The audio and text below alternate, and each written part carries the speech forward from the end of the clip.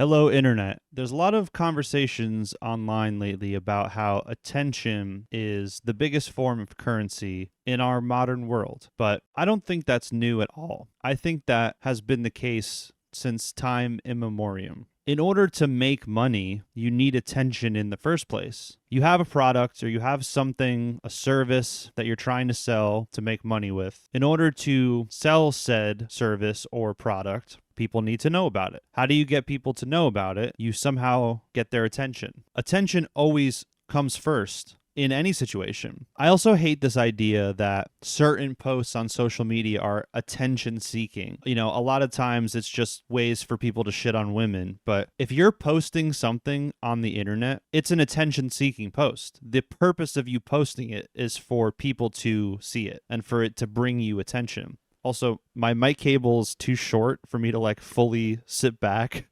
That's why I'm kind of awkwardly hunched over, but I'm just trying to change it up a little bit. Also, we're here with Zep. Good boy. Yeah, I'll get a longer mic cable eventually. Even my YouTube channel, I use it to document my thoughts, my feelings, my life, different stories, my perspective on things. But the only reason I'm posting it online is because I want people to see it and I want to get insight from others on my own perspective. So, I'm not posting thirst traps or anything on here, but I still want to get attention, And I think attention isn't even something that people want. It's something that people need. Attention doesn't have to be this thing that's a problem or you have to make excuses for it. It's no, just everybody needs attention. That's why kids behave the way that they do when they're younger, because they don't have the words and they don't have the emotional maturity to express themselves in a way where they need attention. And most of the time, it's not attention for attention's sake. There's a reason that a kid needs attention. Either they're stressed about something, they're worried about something, they're hungry. There's always a reason for it. Another example you can use is unhoused people.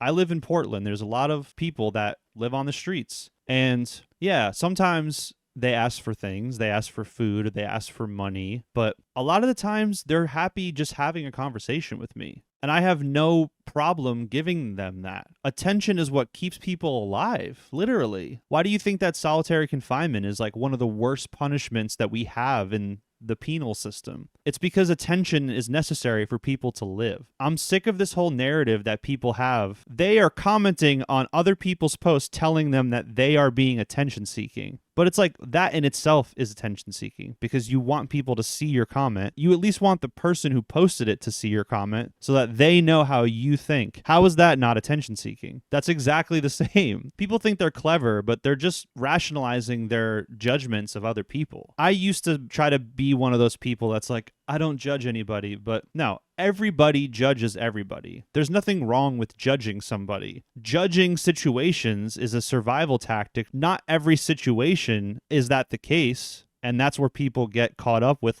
problematic judgments that they're expressing unnecessarily. But everybody judges everybody. And if you don't, you're lying. The difference is I don't use my judgments to surmise how I feel about a person. I come to a conclusion about how they are based on how I interact with them. A lot of the times I'll have a judgment in my head, but then when I interact with the person, that's not the case. If I had used my judgment to completely base my interaction with this person, I would just be wrong. Judgments are not always correct. Just because you think something about somebody doesn't mean that you're right. I think a lot of people just have this holier than thou mentality where they're I'm better than this, attention seeking stuff online. If that's really the case, you just wouldn't go on social media. And some people do that. I took a year off of social media because for my mental health, I needed that break. I was getting too caught up in it. And I was starting to judge people based off of my own perceptions and not my interactions with them, especially Instagram. It's so voyeuristic. The reason I got back on social media, Instagram specifically, is because that's where all my friends in real life are. So I told myself, I was well, I want to keep up with my friends. I want to know what they're doing. But now that I'm back on, I'm realizing that I'm not actually keeping up with them. I'm just watching them. Every once in a while, I'll like a post, like a story, respond with an emoji. And I do have some friends that I talk to regularly, and I'm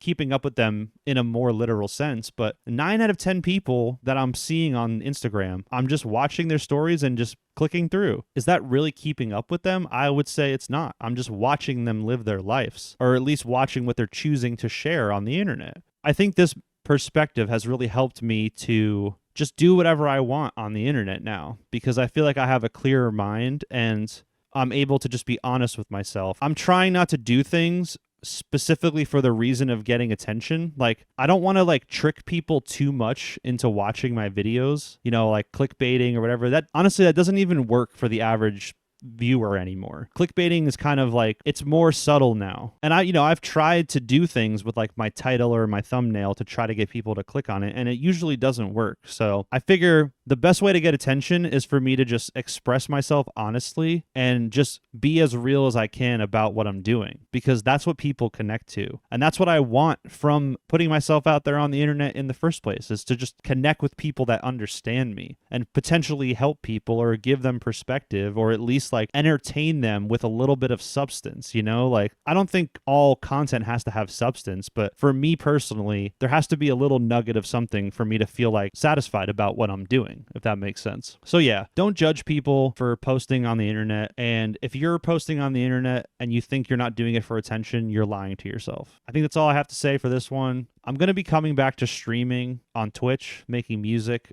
on October 11th.